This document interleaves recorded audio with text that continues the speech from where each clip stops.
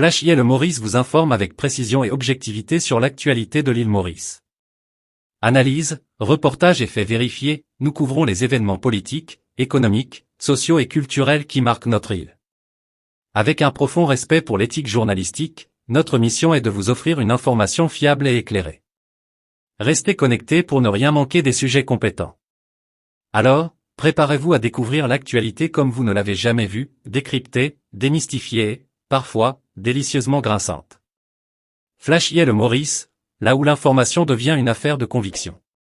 Échiquier politique, les Missy Moustache Leaks acculent un Pravin Junio 3.0. En échec et mat. Sans nul doute, tous les scénarios politiques échafaudés par la cuisine démantibulée du Prime Minister S-Office au tournant de la dernière année du précédent mandat à l'hôtel du gouvernement ont été chamboulés. À aucun moment dans les cartes entre les mains des top chefs ne figurait celle d'une défaite sans appel, soit d'un 60-0, acculant en position d'échec et mat le scénario d'un Pravin Junio 3.0. Même si à la veille des élections, les turiféraires au QG du Sun Trust, dont l'entourage du président du MSM, Joe Lesjongar, transformé depuis en leader d'une tout honorable membre opposition, à la faveur d'un repêchage in extremis par les filets du Best Loser System, l'on croyait encore à un troisième mandat successif du fils de Sir Anro Junio, les premiers mouvements le 210 novembre des électeurs vers les bureaux de vote dans les différentes circonscriptions, régions urbaines et rurales confondues, transmettaient un autre signal. Beaucoup plus inquiétant. En tout cas pour le Sun Trust.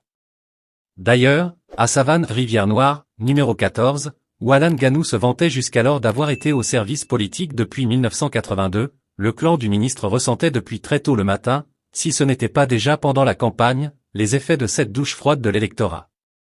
Le seul et unique élément que n'avait anticipé à aucun moment l'état-major de l'Alliance Le PEP, avec son slogan « Ensemble nous plie fort », étaient les effets des Missy Moustache Leaks. Dès le 18 octobre, soit à 4 jours d'une nomination dès du 22, Missy Moustache a fait acte de candidature à sa façon au scrutin. Sa campagne a été menée de main de maître et sans bavure sur les plateformes des réseaux sociaux, et est allée crescendo jusqu'à la clôture pour le scrutin du 10 novembre. Les effets de la stratégie s'articulant autour des Missy Moustache Leaks étaient sans merci et étalés au grand jour des complots ourdis au plus haut échelon de l'État, avec la participation de personnalités de l'establishment devant être au-dessus de tout soupçon. La teneur de ces leaks a non seulement provoqué les courroux de ceux dont les échanges téléphoniques ont été étalés au grand jour, mais est allé jusqu'à susciter de vives émotions au sein de la population. Au point où le diocèse de Port-Louis a dû organiser une messe de réparation à Marie à une dizaine de jours des élections pour ramener la sérénité chez les fidèles.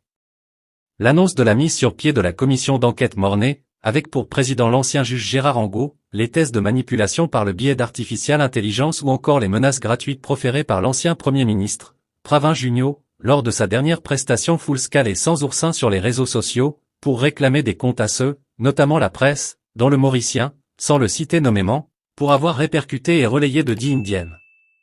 Ces détails portant de graves préjudices à la société, n'ont servi à rien en faveur du camp de l'Alliance Le PEP. Aucun antidote, qu'il soit sous la forme de la révision à la hausse de la pension de vieillesse et de 14e mois à tous, n'a été effectif face à la gangrène des Missy Moustache Leaks. Car dès la mi-journée du 10 novembre, Pravin Junio savait qu'au lieu d'un discours de victoire, il avait à se préparer à concéder la défaite à tout moment, soit à partir de sa dernière tournée des bureaux de vote de quartier militaire à Moka, numéro 8. Mais il le fera 24 heures après au centre de dépouillement. Si les Missy Moustache Leaks ont pesé de tout leur poids dans le 3e 60/0 de l'histoire de la démocratie post-indépendance, le fait demeure que le soir à la Jean-Michel Lichim avait attrapé Pravin Junio dès le début de cette année.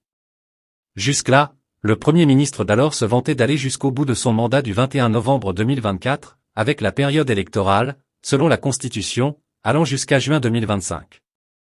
Histoire de compléter avec la complicité politique de son député Prime Minister, Stephen Obegadou, le programme de construction de logements sociaux dans les 20 circonscriptions.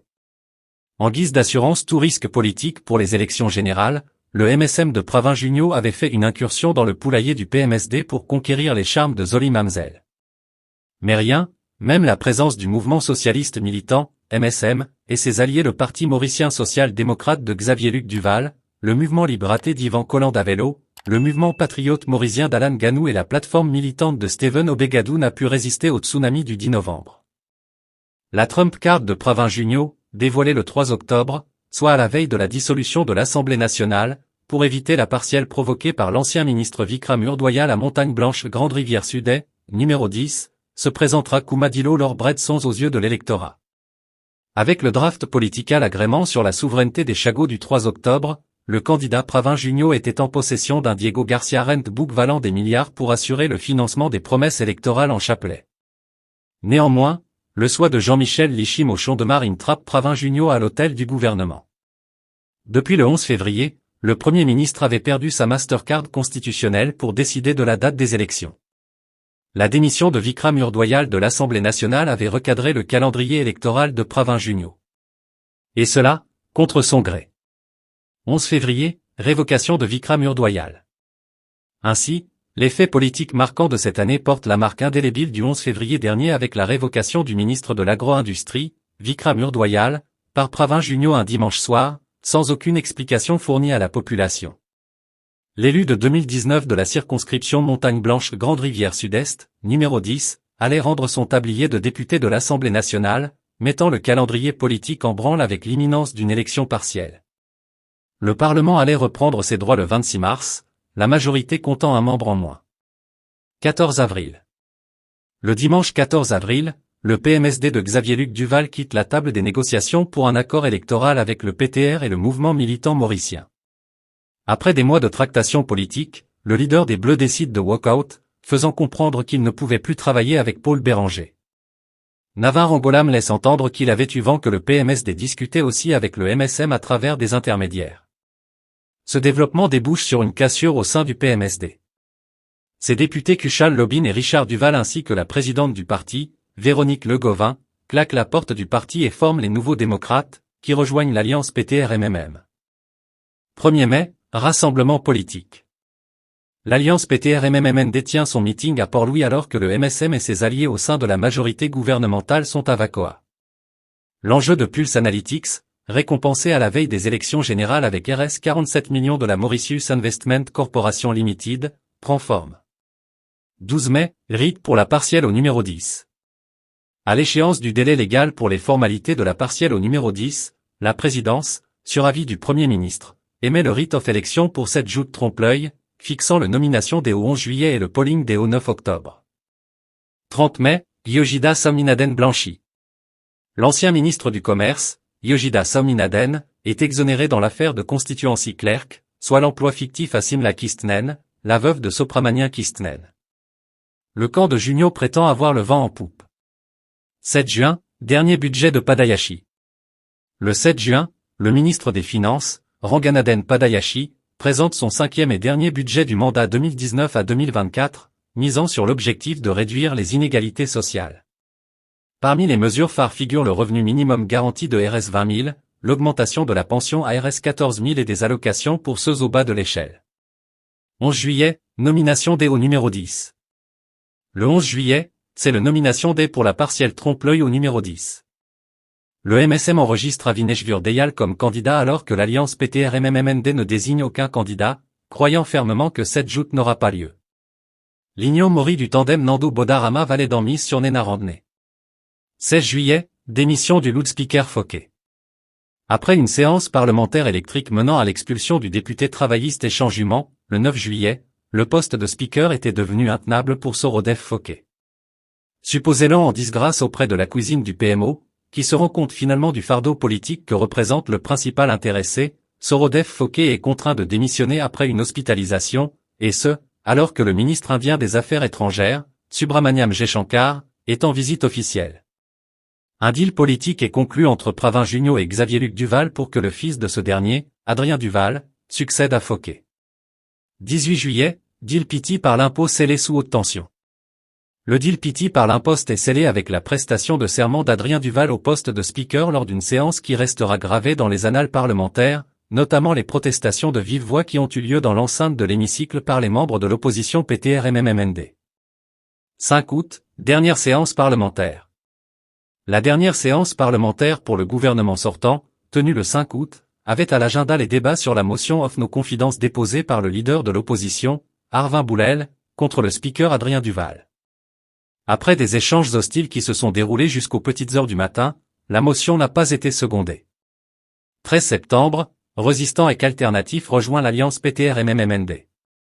Après plusieurs séances de discussion avec les leaders Navin Rangolam et Paul Béranger, un accord politique est parvenu permettant à Résistants et Alternatifs de faire partie de l'alliance PTR-MMMND. Initialement, la formation politique n'allait obtenir que 2 tickets, mais grâce à un forcing politique et des compromis, Réa en a obtenu 3 au final pour faire partie de l'Alliance du Changement. 17 septembre, Dilpitimama des Obegadou est allé.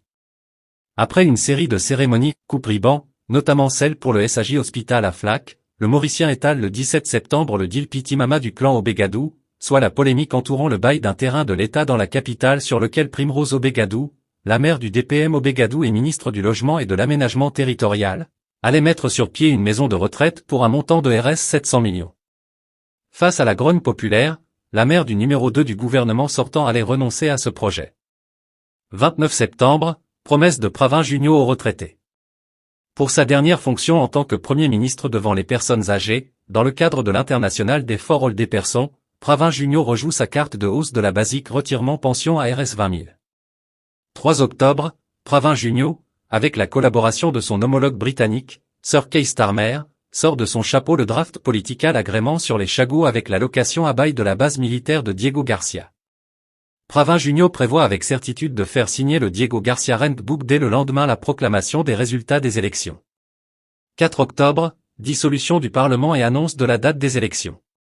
Le Parlement est dissous le 4 octobre et les writ of election émis, le nomination day pour les élections générales fixées au 22 octobre et le polling day au 10 novembre. L'alliance Le PEP réunissant le MSM, le PMSD, le ML, le MPM et la PM est officialisée. Une grande majorité de députés sortants est privée d'investiture, provoquant des vagues de mécontentement dans plusieurs circonscriptions. Le MSM fait marche arrière sur le cas du ministre sortant Avinash Tilok au numéro 6 après de vives protestations, tandis que les Sunil Bola, Gilbert Bablé, Sandra Mayotte sont également réhabilités. 18 octobre, Missy Moustas fait son apparition. Missy Moustas fait son apparition sur Facebook le 18 octobre, soit à quelques jours du nomination day. Les premières bandes sonores mettent en avant un dispositif de phone tapping ciblant divers milieux, notamment politiques, diplomatiques, médiatiques ou encore légaux. S'ensuivront des conversations en haut lieu impliquant le commissaire de police Anil Kumar Deep, le ministre Jagut Pal, Zuber Joumet, Rubina Jadou-Jaune-Bocuse ou encore Basudeo Setaram pour clouer Adrien Duval, impliqué dans un accident de voiture le 21 septembre 2022 à Eben. Sur une base presque quotidienne à partir de cette date, les Missy Moustas Leaks allaient lever le voile sur l'emprise de la cuisine du PMO sur les institutions du pays, le modus operandi du commissaire de police Anil Kumar Deep ou encore le plan de ce dernier pour sauver son fils contre une sentence d'emprisonnement, les recrutements ou encore les promotions dans des départements publics dictés par Kobita Junio, l'épouse de Pravin Junio, ou encore le langage indécent du commissaire de police, froissant des sensibilités religieuses. Le voile est aussi levé sur le rôle de courtier qu'aurait joué Rakesh Gouljori, alias gardien campement, dans le rapprochement politique entre le MSM et le PMSD. Les Mauriciens prendront aussi note des tips sur les private notices questions de Xavier-Luc Duval, que le courtier politique refilait à Pravin Junio. Il y a aussi eu le volet sur la sniffing saga et les manœuvres de la cuisine de Virlanquet. 1er novembre, censure des réseaux sociaux. Acculée par les Missy Moustas Leaks, la cuisine du Prime Minister's Office allait ordonner, à travers l'Information and Communication Technology Authority, la censure des plateformes de réseaux sociaux, la décision communiquée aux opérateurs du secteur de la téléphonie faisant comprendre qu'en réponse aux publications d'ETME Impact National Security and Public Safety, l'accès aux réseaux sociaux notamment Facebook, YouTube et TikTok est bloqué jusqu'au 11 novembre.